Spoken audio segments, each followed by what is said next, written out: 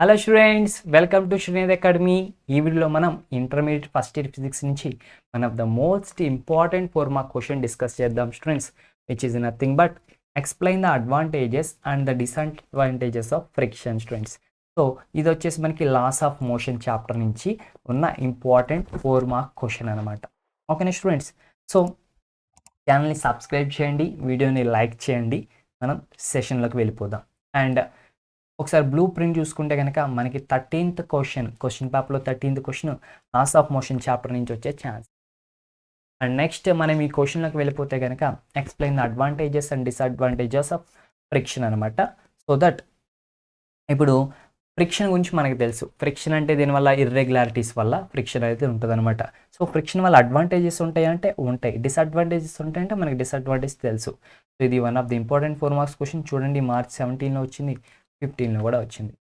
And friction యొక్క advantages కనుక చూస్తే కనుక automobile brakes employ friction just to stop the vehicle. So ఇప్పుడు మనకి బైక్స్ కానీ వెహికల్స్ కానీ ఏవైనా సరే మనం బ్రేక్ వేయగానే వెహికల్స్ ఆగుతున్నాయి, అది బ్రేక్ వేసింగట్టు ఆగిపోతుందని మీరు భ్రమపడద్దు స్టూడెంట్స్. సో బ్రేక్ వేసినా కానీ మనకి వెహికల్స్ ఆగేయడానికి కారణం ఏంటంటే కనుక ఫ్రిక్షన్ అనమాట. అదేంటి సార్ అంటే కనుక సపోజ్ రోడ్డు కనుక, లేదంటే మీరు చూడండి ఒక్కొక్కసారి వింటర్ సీజన్లో కొన్ని కోల్డ్ కంట్రీస్లో ఏమవుతుందంటే రోడ్స్ అన్నీ ఐస్ అయిపోతూ ఉంటాయి, సో స్లిప్పరీగా ఉంటాయి అనమాట. అలాంటి టైంలో మీరు రోడ్డు తడిగా ఉండి స్లిప్పరీగా ఉన్నప్పుడు మీరు బ్రేక్ వేసి చూడండి, ఫాస్ట్గా వెళ్ళే వెహికల్ యొక్క బ్రేక్ వేసి చూడండి, ఆగుతుంది అనుకున్నారా? ఆగదు, అట్లా స్లైడ్ అయిపోతుంది, స్లైడ్ అయి వెళ్ళిపోతూ ఉంటుంది అనమాట. అది ఆగదు, కంట్రోల్ కూడా అవ్వదనమాట. సో ఎందుకంటే అక్కడ స్లైడ్ అయిపోవడం వల్ల, ఐస్ వల్ల కూల్ అయిపోవడం వల్ల, స్లిప్పరీగా అయిపోవడం వల్ల రోడ్డు మీద ఉండే ఇర్రెగ్యులారిటీస్ తగ్గిపోతాయి, సో స్మూత్గా అయిపోతుంది. అప్పుడు మనకి ఫ్రిక్షన్ ఏదైతే ఉందో అది ఫ్రిక్షన్ బాగా బాగా రిడ్యూస్ అయిపోతుంది. సో ఫ్రిక్షన్ రిడ్యూస్ అయిపోవడం వల్ల ఏమవుతుంది, వెహికల్స్ అనేవి ఆగమన్నమాట. సో మనకి ఇప్పుడు వెహికల్స్ ఆగుతున్నాయి అంటే దానికి కారణం ఎవరు స్టూడెంట్స్? ఫ్రిక్షనే అనమాట. సో అది మెయిన్ అడ్వాంటేజ్ అనమాట. అంతెందుకు, మనం భూమి మీద నడుస్తున్నామంటే, ఇప్పుడు వెహికల్స్ వెళ్ళడానికి కాదు, అసలు మనం ఇలా నడుస్తున్నామంటే కూడా కారణం ఎవరు? ఫ్రిక్షనే స్టూడెంట్స్. ఎవరు? ఫ్రిక్షనే అనమాట. సో ఎందుకంటే మనం ఇలా ఒక లెగ్ పెట్టి మనం ఇలా ఇంకొక అడుగు వేస్తున్నామంటే ఏం చేస్తున్నాం మనం? అంతెందుకు, ఇప్పుడు వాటర్ మంచి ఫ్లోర్ అంతా అప్పుడే కడిగారు, మంచి స్మూత్గా ఉంది, అప్పుడు మనం నడవగలమా? నడవలేం. సో స్మూత్గా ఉన్నప్పుడు వాటర్తో కడిగినప్పుడు తడిసిపోయినప్పుడు ఏమవుతుంది, అదంతా కూడా ఫ్రిక్షన్ ఉండదు ఆ సర్ఫేస్ మీద, ఫ్రిక్షన్ అనేది మనకి ఉండదన్నమాట. అప్పుడు నడవలేము. ఎందుకు? కాలు జారిపోయింది అంటాం, కాలు జారిపోయింది అంటాం. బట్ అదే రఫ్గా ఉందనుకోండి సర్ఫేస్, అప్పుడు మనం నడుస్తాం, ఎందుకు? కాలు జారట్లేదు.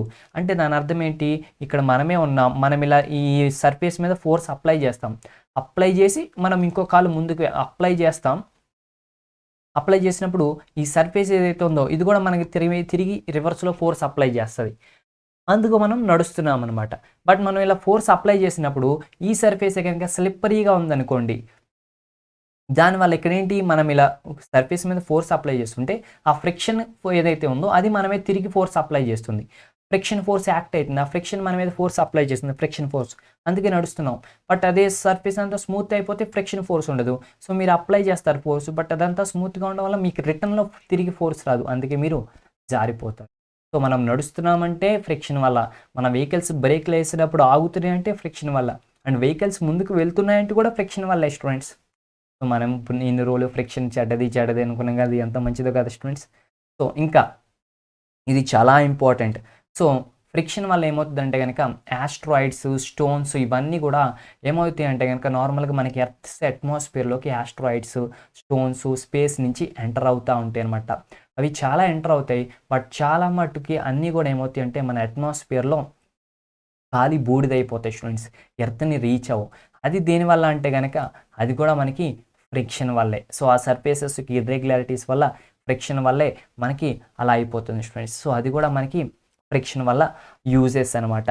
అండ్ ఇప్పుడు మ్యాచ్ స్టిక్ ఉంది, అగ్గిపుల్ల ఉంటుంది, అగ్గిపుల్లని మనం ఏం చేస్తాం, మ్యాచ్ స్టిక్స్ పెట్టి ఇలా రబ్ చేస్తాం. సో అక్కడ కూడా చూడండి, అది ఆ అగ్గి పెట్టి చాలా రఫ్గా ఉంటుంది ఆ సైడ్, అప్పుడే రఫ్గా ఉందంటే ఎక్కువ ఫ్రిక్షన్ ఉంది, అప్పుడే మనకేమవుతుంది, నొప్పి వస్తుంది. అంతెందుకు, ఫస్ట్లో ఎలా ఫైండ్ అవుట్ చేస్తారు, ఒక రాయిని ఇంకొక రాయిని రబ్ చేయడం ద్వారా, ఆ రెండు కూడా రఫ్ సర్ఫేస్ ఉంటేనే అప్పుడు ఫోర్స్ అప్లై చేస్తే మనకి ఫ్రిక్షన్ వల్లే మనకి ఫైర్ అనేది వస్తుంది అనమాట. సో అది కూడా మీరు రాసుకోవచ్చు స్టూడెంట్స్. అండ్ నేను ఇప్పుడు ఈ పెన్ను పట్టుకున్నాను నా ఫింగర్స్తో, ఇది కూడా ఫ్రిక్షన్ వల్లే. ఫ్రిక్షన్ లేకపోతే నీ ఫింగర్స్తో పట్టుకోలేను, హోల్డ్ చేయలేము, మనం ఏదైనా పట్టుకోలేం, ఎందుకంటే ఇర్రెగ్యులారిటీస్ ఉంటే అవే ఆపుతున్నాయి మనల్ని, లైక్ దట్ స్టూడెంట్.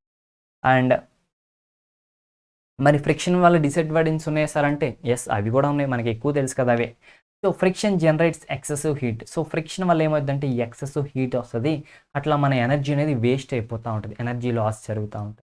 అండ్ మనం చూస్తే సమ్ ఆఫ్ ఇన్వెస్ట్మెంట్ ఈ spent on avoiding the friction as well as the mileage that it causes by adapting procedures such as lubricating. So ఎలా మనం ఫ్రిక్షన్ రిడ్యూస్ చేయొచ్చు అంటే, లూబ్రికేట్స్ని మనం యూస్ చేయడం ద్వారా మనం ఫ్రిక్షన్ని తగ్గించవచ్చు అనమాట.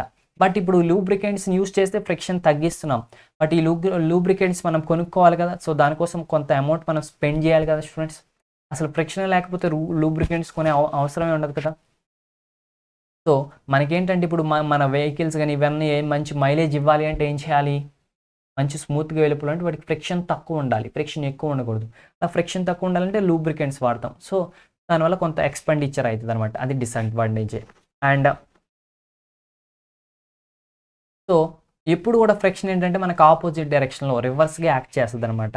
దానివల్ల మనం ఏదైనా ఒక దాన్ని షిఫ్ట్ చేయాలనుకుంటే అది షిఫ్ట్ చేయనివ్వదు, వెనక్కి వెళ్ళాలంటే వెనక్కి వెళ్ళనివ్వదు, ముందుకు వెళ్ళాలంటే ముందుకు వెళ్ళకనివ్వదు. సో అట్లా మనం చేసే పనులకు అడ్డొస్తూ ఉంటుంది అనమాట, స్మూత్గా పనులు కానివ్వదు. So that is the one of the disadvantages of friction students. So that's it students. And మనకి ఎఫిషియన్సీ తగ్గిపోవడానికి కూడా ఇదే కారణం అవుతుంది స్టూడెంట్స్. ఓకేనా, పవర్ మనం ఇస్తాం, కానీ ఇన్పుట్ ఎక్కువ ఇచ్చిన 100% అవుట్పుట్ రావడం కూడా కారణం ఇదనమాట. That's it students. వీడియో నచ్చితే లైక్ చేయండి, మీ ఫ్రెండ్స్కి షేర్ చేయండి. అండ్ సో ఇదే స్టూడెంట్స్, ఈ క్వశ్చనే 17th and 15th కూడా వచ్చింది మనకి. సో నెక్స్ట్ ఇంపార్టెంట్ క్వశ్చన్ కావాలంటే కనుక ఆ డిస్క్రిప్షన్లో లింక్ ఉంది, వెళ్ళి చూసేయండి friends. Okay, so don't forget to subscribe the channel. Have a nice day, keep smiling. So I am just reminding you to like the video and share the video. Bye bye students.